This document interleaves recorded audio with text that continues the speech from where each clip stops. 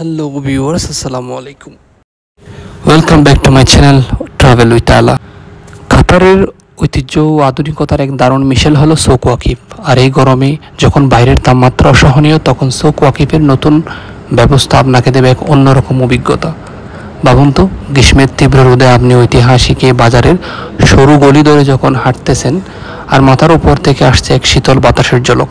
এটা কোনো ম্যাজিক নয়, এটা কাতারের অত্যাধুনিক আউটডোর এসি সিস্টেম। হ্যাঁ, this is Qatar outdoor AC in soak Waqif.